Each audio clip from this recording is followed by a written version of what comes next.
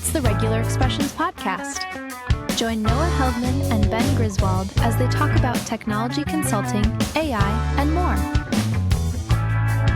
In episode 31, Ben and Noah talk about the rapid growth in how much code has been written by AI versus how much code has been written by humans throughout history, and what that means for the future of coding.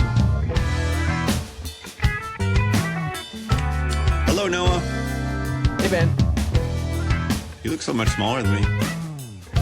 I'll lean in. How about this? That's awesome. That's more equal. I can fix it in the editor. Yes, it's been a while. Been a bit. It's been weeks, maybe more. Luckily, nothing has changed in the AI world. Not at all. Not even a little. So that's great. That's right. Do you want to talk about AI and how it is eating itself? Yes. How it is producing so much content so swiftly that it'll be impossible to train on anything. And it's like that. What's that creature The that eats its own Ouroboros. tail? Ah, thank you. The old Ouroboros. Yeah. Is that with an O or an A? An O. O-U. O-U. Sure, we should talk about that because I was curious how many lines of code, I know it's a poor measure, but I didn't have anything better, have been written by humans in the history of code. And my sources are AI, and AI's sources are questionable. So take it all with a grain of salt. Mm-hmm. Take it all non-deterministically, just like AI does. And it guessed about 10 trillion lines of code have been written by humans in the history of coding. Mm-hmm. Then I asked it how many lines of code have been written by AI in its history. Same kind of caveats with that, but it was more like 1.5 to 2 trillion lines, which represents somewhere in the 15% to 16% total. So we've already gone from 0% to 15% in the course of just a few years here. And when extrapolating the same unpredictable AI, made its best guess that in May of 2028, we would reach parity. There would be as much AI-generated code as human code. I feel like it's probably going to be even faster than that, just because of the nature of how these things are just being spun up and the capabilities that are going to be out there. But that's a little intense. So I think that's some interesting data for your idea of a topic today. What do you think? Mm-hmm. Yeah, it's interesting data. I want to challenge a little bit, because if I were AI, I'd get a little cocky and prop up my statistics just a bit. But then again, I'm not a non-sentient being, so who knows how I would function. Yes, non-sentient, indeed. So one of the reasons why we want to talk about this is because of the GitHub overload, right?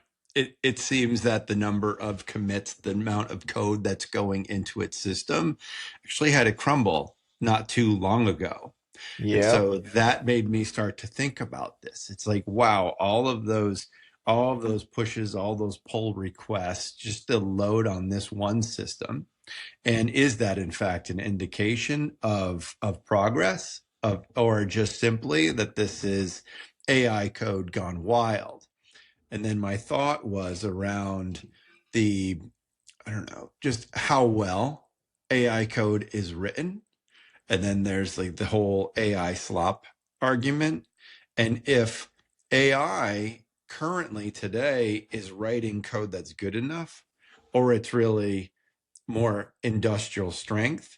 So if it is going to learn upon itself, is it just going to churn out worse and worse code, or will it gradually get better? Or is it just going to stay like above par compared to most engineers. It seems that one way or another, it's going to feed off of itself more than not, just based on the patterns that you researched. I think you're right. And a friend shared an interview with Bjarne Strustrup, the creator of C++, about his thoughts on AI. And he, because he worked with C++, which is a fairly low level of abstraction compared to most of the things that we're doing these days, he was saying that it doesn't do a very good job. And I have my own theory about why that is. C++, you're just a couple of layers above assembly language. You need to work with it very carefully to make sure it's optimized. You're dealing with memory management. It can be a little tricky. So the kinds of expertise you need to really get the most out of C++ are rare. And I think there are a lot of people who have ended up having to work in C++ who didn't know or maybe didn't respect that level of care that had to go into it. So that means there's code out there. There's a bunch of C++ out there that's not well written. And AI is training on that. So when Bjarne Strustrup asks it to do something, it's using that entire body of knowledge with no context or indication of what is good code and what is bad code to model from. So maybe it gets trained over time to do a better job, but that's a very different experience than the kind of stuff that web developers are building, where the very first thing you do is you pull down a ton of dependencies in your package manager, and you've already, quote, written tens of thousands of lines of code just by adding them to your empty code base. And then you start adding things on top of it. There's so many abstraction layers. And that's what AI, I think, has trained more effectively on. But it's also easy to imagine that there's a ton of terrible code out there for web apps that it's been trained on. So it can muddle through and it can make a functioning web app. And now it knows to add some of the checks on security and other things that could cause problems. But we have to be very careful with it too. You and I do for the production apps we're putting out there, because it still can make a ton of mistakes. So we have lots of guardrails. And I think his point, Bjarne's point, is you need even more guardrails for a language that's closer to bare metal, because its whole point is being optimized and tight. So I think that's just an interesting angle, and it's going to change as AI trains on more AI generated code. So for the most part, it's training based on examples, right? And so if those examples are poor, then it's going to continue to generate poor code going forward. I really like your example using C++. I think that's really great. And then maybe you move out to those languages that are more prolific.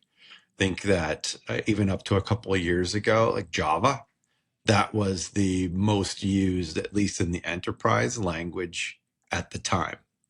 And I've seen some Java code that was exceptional, and I've seen some that is not at all, especially if you're looking at just sample apps that might be hosted on GitHub or what have you. So I haven't coded anything in Java in quite a while, but I'd be curious to see how well an AI-assisted editor would fare with that, or even C# for that matter. Not sure how much of that is running in the wild, other than, here's our open source projects. Maybe that's where the libraries live, as you were saying, some of those dependencies. But no, I wonder if it really has that right amount of code that might be hidden behind the enterprise and private repositories in order to grab what should be, I suspect, some of the better written software.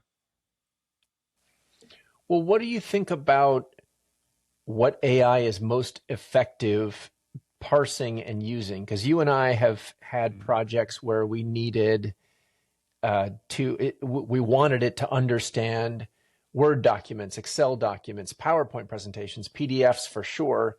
And then we leaned toward Markdown because we knew that it was fairly concise and very easy for it to read as a structured document. So I'm wondering if we're in kind of a similar boat here with code.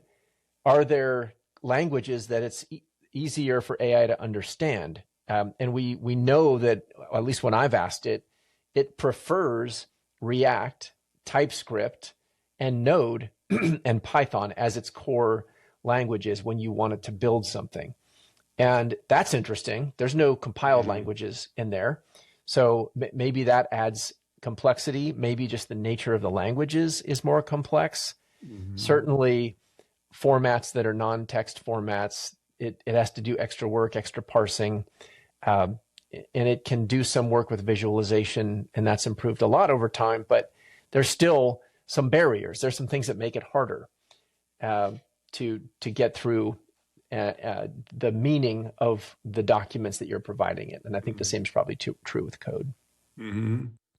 I totally agree. It seems that with some of those languages, we're first and foremost talking about pretty prolific languages and frameworks.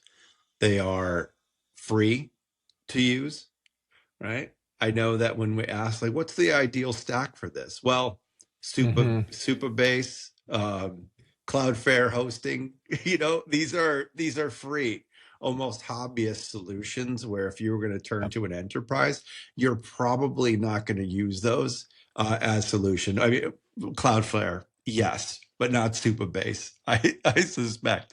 So there seems to be a bias towards free options, and then perhaps even AI adjacent options, which would be like your Python, for example. And certainly there's a lot of codes that you can find online to do that training. But Python may be the number one language that most people are turning to when it comes to AI implementations. And maybe that's where those folks that are building out their models, training their models, they're probably using Python to a great extent. What about operationalizing the code that we write? You and I worked on a project recently where we had control over our deployment environment, and you and I like to use Vercel and Cloudflare for our personal projects. We've both worked with AWS, with Azure, with GCP over many, many years. A recent production project was Azure, and we were using my Azure environment just to make sure we were setting the right things up. But it felt like the easy part was getting the application working, and the hard part was getting the application running in the client's environment, meeting all of their very stringent security requirements. Where do you feel like we are on that journey with AI? Is that a bottleneck now? I was just reading an article that was stating that is completely not the bottleneck. AI can build out all of your IOC, all of your pipelines, all of the scripting, and boom, it's done. If you want to build out your completely scalable, completely secure system in which to host your applications, it's a snap now. It almost went as far as to say, like, DevOps engineers, that can go away. And yeah, I felt the same way as I think you did. That was by far the biggest hurdle, getting this into Azure. And we did, in fact, that was all AI assisted. There was hardly anything that we wrote by hand. It was completely asking questions and generate all of the scripts, tell us where we have to use the CLI, etc. And it was still a giant hassle. And where it became the hassle is all of the things that AI can't do. It can't go in and make you a principal user. It can't go in and say, oh, you're automatically an administrator over this one function. And so if systems are locked down as they should be, you still need to deal with humans at such certain states in order to unlock, let me use an AI term, to Yeah. unlock one's ability to deploy. Well, yes, I think it's the most challenging thing still. And maybe some of it's just a perception because we're generating codes, applications that you can render locally so swiftly that what other steps take a little bit longer, they feel like, oh my goodness, this is really such a pain still. Maybe it's perception, but I know it took us longer to deploy than it took us to code. Yes, it did. I think the nugget in there is the one you mentioned about access, because if it had been the client's overall Azure super system administrator owner role asking AI to do this thing, and it used its own credentials for that, yes, AI would have been able to provision everything it needed to provision. But that's where I get scared. I very much appreciated that they had someone who was making sure everything was very locked down, and it made our work more challenging and more time consuming. But I think that's exactly what we need, right? We all need to slow down and think through every action we take that's going to impact a production system, that goes through audits, it goes through SOC 2 compliance checks. Those are the things where you can't just say, all right, AI, I trust you to go and build out my entire set of resources, and I'm sure your cost estimates for cloud services are going to be spot on, and nobody's going to freak out as a result of it. So that's that, as we're talking about it now, even though we've been a little frustrated with some of the speed issues with getting things out the door, it does feel now that it's the appropriate level of checks and balances for an important production system for this client. Yeah, absolutely. And maybe perhaps as a really great example is when we were working with, so in addition to locking systems down, I think you need smart people that are aware of security things to support AI assisted, infrastructure as code. And we had a condition where AI was basically making the database publicly exposed. Right. Yep. We picked up on that pretty quickly, locked it down, private networks, etc. But I'm not sure that there was security in place that would have prevented us from doing that as we're redeploying. I'm sure that our AI assisted scripting would have just pushed it, but it took our thoughtful consideration in order to recognize the security hole and plug it up before it did cause any sort of damage. So your point's well taken. It's nice that everything was locked down as much as possible so that we couldn't make any moves that would have been outside of the policies of the company. But there still needed to be a human in there making sure that everything was in fact, up to snuff. Yeah, and we went through the exercise before we were working on this, before we started the code for this project, of the framework that we have built for responsible development for production security conscious clients, which includes a rigor skill where it asks, it grills you about the level of security required. How many users? How will users be authenticated and authorized? What is the audit level? What is the data sensitivity that you're dealing with? What are the potential attack vectors? All these different things were part of that rigor conversation. And it's still set up public networking because we wanted to be able to deploy to their enterprise GitHub, have it automatically deploy to Azure when a version was tagged, when a commit was tagged in GitHub, which means you need federated credentials established in Azure that allow GitHub to pull from GitHub to access those files. And its solution to that was, we'll just make it public so that we don't have to go through that extra set of steps. And it was through our own human consideration, as you mentioned, that we recognized this could potentially be a problem, because now you have public storage, you have the public web app is fine because it's on port 443 and people will be accessing it through Microsoft Entra ID. But every other piece of the puzzle was just assumed to be public network. And it just exposes attack vectors that were not necessary. And yes, it took some extra work on our part, but we got there. And now we can go back and update our rigor skill and our framework to make sure we're accounting for those types of things. Call out a virtual network, a private network, and have it grill us on that when necessary. So it's constantly evolving. Mm-hmm.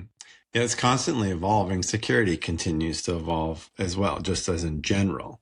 And so there has to be this catch-up point in which the models are being trained on most recent vulnerabilities, most recent ways, and to deploy your infrastructure. I don't think that you can look at the corpus of information that's been published on security over the last X number of years, right? I'm thinking, if how much code's published, there must be like this very small fraction of published information about security or even deploying your infrastructure. So the learning just generally has to be hard. It's either out of date or it's probably insufficient. Maybe it's just wrong. Maybe it shouldn't be a surprise that there's holes in what we did with our deployment compared to how things were coded. Although we did have to be on our toes when it came to the coding as well. There were definitely a few areas where there was a gap or we had to hint in the right direction. Yeah, very true. It all leaves me feeling just kind of amazed that we and our colleagues and the people we've worked with in DevOps ever got anything out into production. We hand wrote code for 25 years plus and put it into production for Fortune 500 companies. And it worked and there were no issues. And this included massive scale deployments worldwide using DevOps that, again, was written by humans. I was like, what? I can almost not believe it. So we'll see if AI tries to remove that from its own corpus of training and claim that it created all code in history. Right. I'm not sure how many times I said over the last couple of days, this is impossible. Like, what we're doing is impossible. Yeah. And then you said it an hour ago when we were working. I did. Yes, it is absolutely mind-blowing. Even to get to that 95% on most things. Yeah. So true. Well, I think that's a good place to leave it. If you're good, we can pick this up again. But really good conversation. We should review this podcast later, just so that we can be sure to talk about similar topics and have the next round the exact same quality. Yes. Perfect. I am sold. I'm going to have AI just take the transcript and do it for me. Because why not? Why not? All right. See you now. Thanks, Ben.